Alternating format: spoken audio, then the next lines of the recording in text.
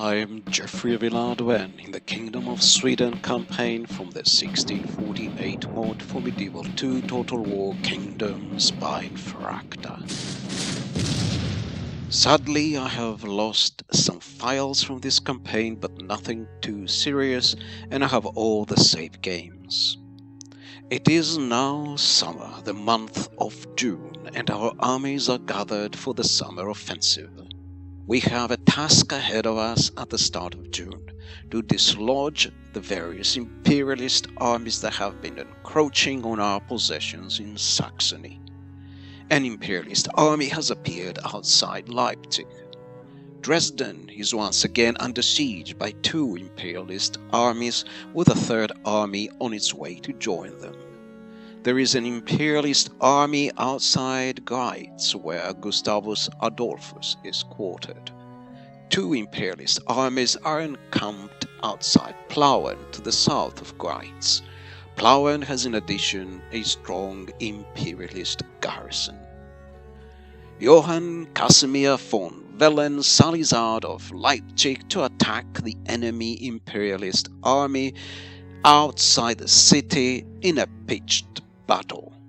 The enemy army has mostly low-quality mercenaries and has been joined by some disaffected rebels armed with arquebuses. Our army has deployed on the high ground. The Imperialists decide to attack with their cavalry, and a battle ensues.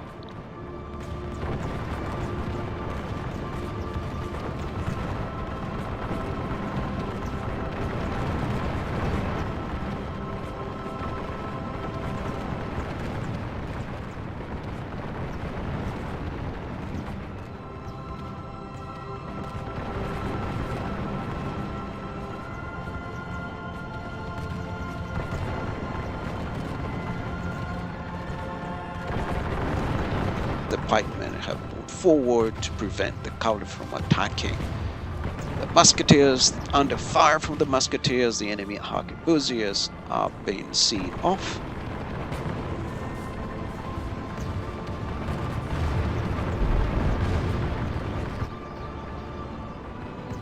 Here are some enemy turncoats, former perhaps Saxon soldiers who have been conscripted into Imperialist service are now approaching our lines. We have loaded our artillery here, our Seeker cannon with grape shot, but that's taking too long. The enemy turncoats have nearly reached our lines. They're about to charge our posted for musketeers. They receive a volley of shot in their teeth. Our general comes to encourage our musketeers. Our pikemen move to attack the enemy turncoats. The turncoats turn their coats and run off. They're being chased down by our Italian reiters, our mercenary Italian reiters. 3 companies of enemy turncoats are on the run, chased by our cavalry. You can see them there in the distance. One of them is now fighting to the death. Now they've given up. They're running again. All 3 of them are running. There's a 3rd company of turncoats in the area that's delaying a little bit our cavalry.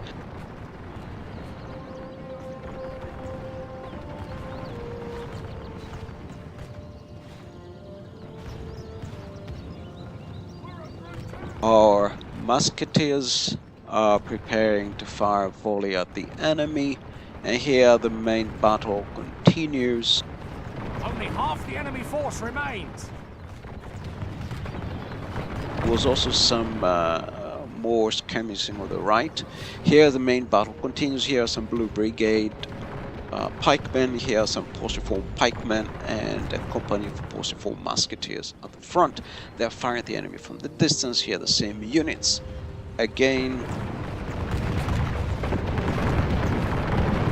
some enemy turncoats have been running around. They've been pummeled with grenades. They change their minds. They start running the other way.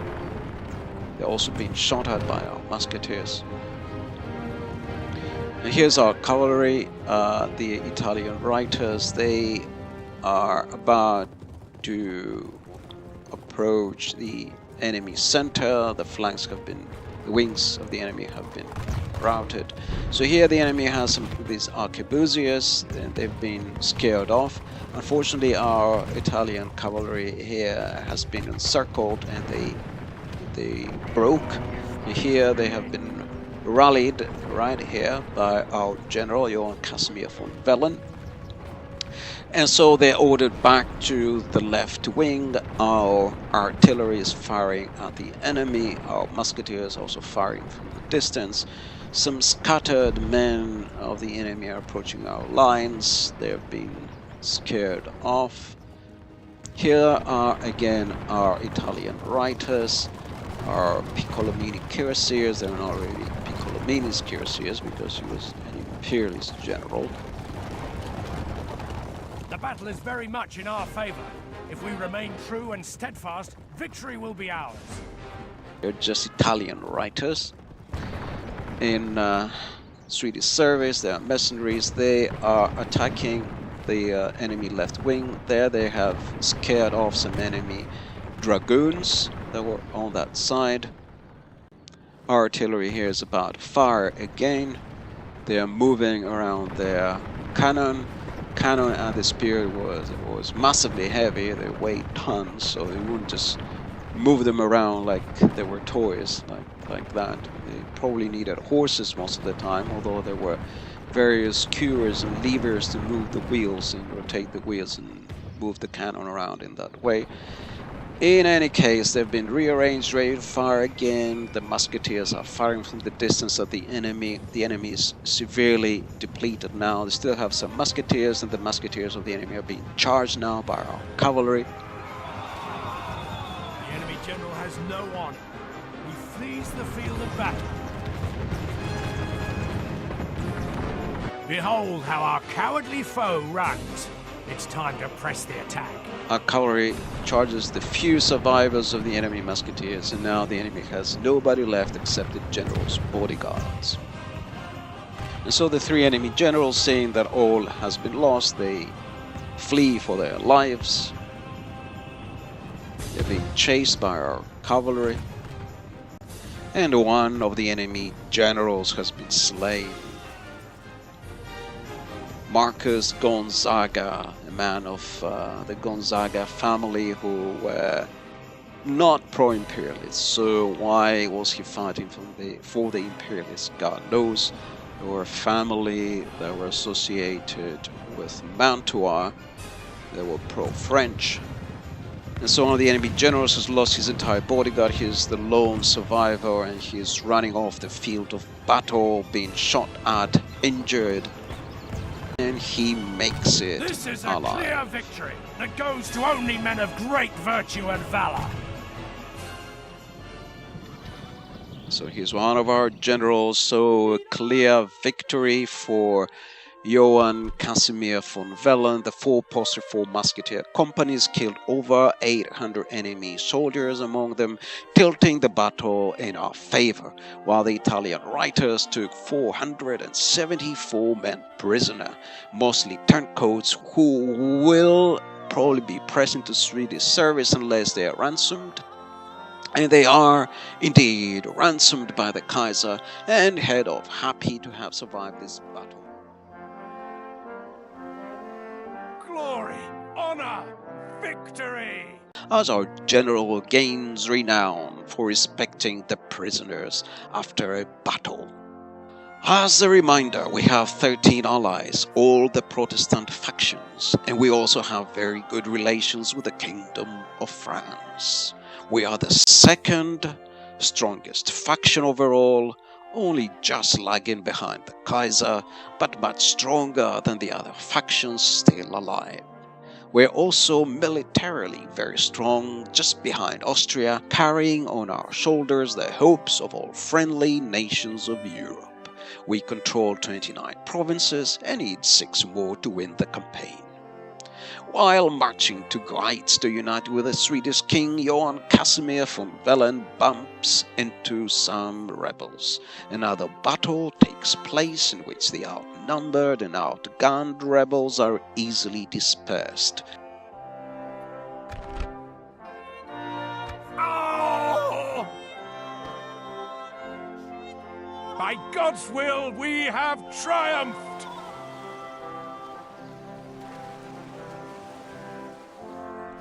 Our brave general and proven commander, Johann Kasimir von Vehlen, has every reason to get merry after his 2 victories.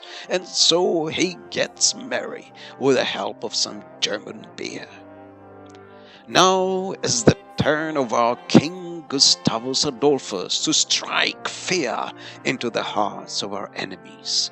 He marches out of Greiz and attacks an Imperialist army that had approached the city. The Imperialists have a small but elite force under the command of Leopold von Vittoria, a man who understands logistics and has achieved already distinction for his good overview, that is, his capacity to achieve victories at little cost in men. No wonder, thanks to the high-quality units under his command. This time, however, he has met more than his match, none less than the Lion of Midnight, the King of Sweden, and the champion of all good people on this earth and of Christ in heaven, a man who terrifies our enemies, a conquering hero and great commander, intelligent and mostly rational, courageous in the field of battle, whose only fault was the embarrassing sinking of his flagship as it sailed out of its harbor on its maiden voyage, that made all of Europe laugh, and our king purple with embarrassment. But let us now join our glorious king as he is about to give an inspiring speech to his men before the battle. In war, there's nothing so becomes a man as bravery before your enemies. A man can be afraid and still be brave, and any man who faces battle without concern is a moonstruck fool. To be brave is to go forward anyway, no matter how afeared. That is why I go forward, in the company of so many other brave men. Over there stands a miserable collection of sausage-eating, beer-swilling imperial pudding heads. I think they will welcome death.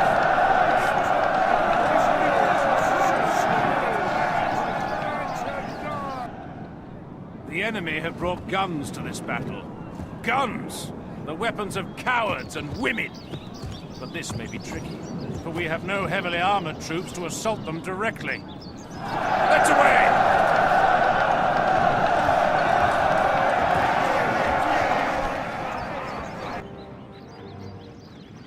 Death to the imperial pudding heads. So here's our army. It was encamped on a ridge on the top of a hill. The enemy has taken refuge behind a hill. You can see in the distance they've taken refuge behind those trees, and so our men have to march forward. They fire some shots at the enemy army, forcing an enemy cavalry unit to skirmish forward.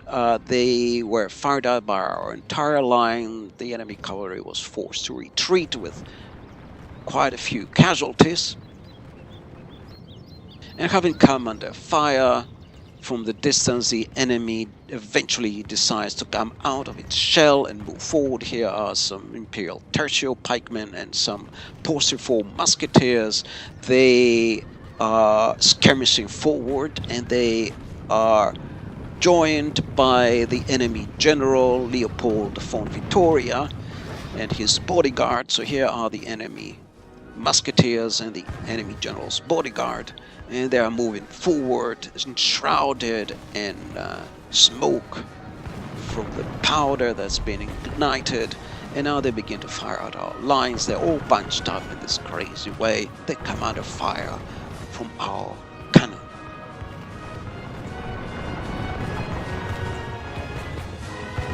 And having come under fire from our cannon, they are suffering heavy casualties. The cannon shells are ripping through their ranks. They're also being shot at by our musketeers.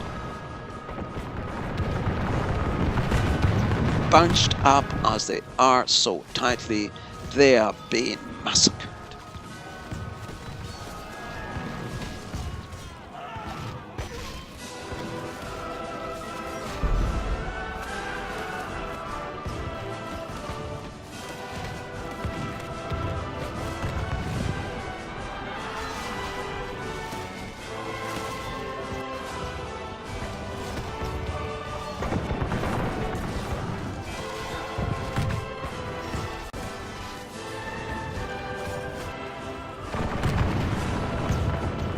here are our men in the distance. Here some Englishmen, having heard something about Englishmen. So on the left is Hamilton's regiment, mostly Scots, Brits, and in the center is our Seca cannon, our Seca battery, and further to the right some 44 musketeers. So here is the Yellow Brigade on the right.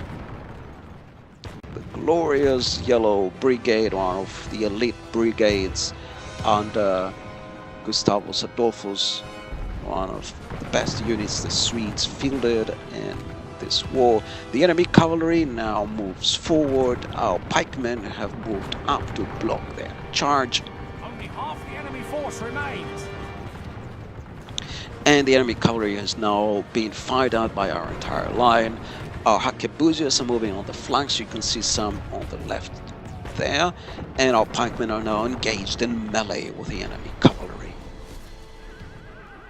The battle is very much in our favor. If we remain true and steadfast, victory will be ours. This is not a fight.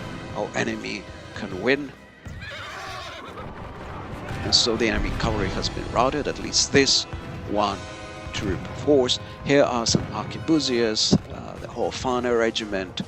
They are skirmishing on the left, so they're skirmishing the right wing of the enemy, forcing the cavalry that's been defeated to flee the field of battle. Here the enemy Imperial Tertio is moving up under fire by our cannon and our musketeers. They are suffering casualties. Some of the enemy cavalry that's been routed gallop past, fleeing to the rear. More enemy cavalry here. Some arquebuses are mixed now among them. They're delaying their advance. The entire bunch of men here are being fired out by our artillery and musketeers. They are suffering heavy casualties. More enemy cavalry gallops to the rear. They've been routed. The Imperial Tertio slowly moves forward. Sometimes they hesitate. Their lines have been disrupted by the action of the enemy cavalry. More enemy cavalry has been routed, and now they're left on their own. Very much in our favor. If we remain true and steadfast, victory will be ours.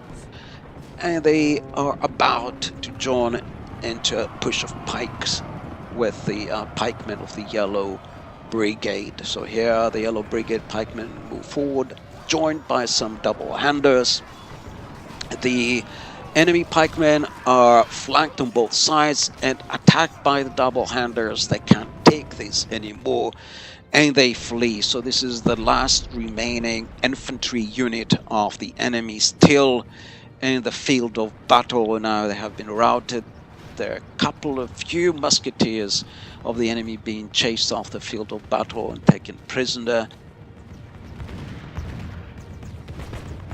The enemy general has no honor. He flees the field of battle and abandons his men. Without him, his troops will lose their will to fight. And the enemy general has been slain. Leopold von Vittoria has suffered a hero's death. He will remember as a man of good overview and a brave and courageous commander. Behold how our cowardly foe runs. It's time to press the attack.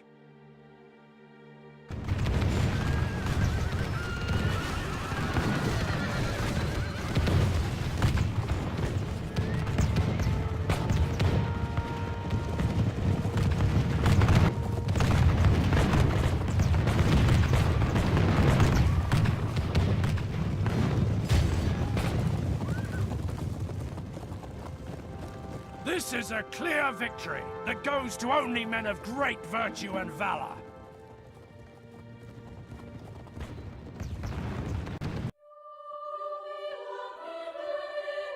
And so the King of Sweden is again victorious at the cost of losing less than 200 men.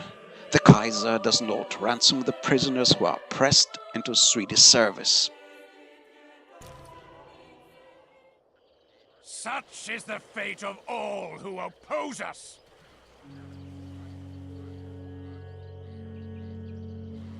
Command me, sire.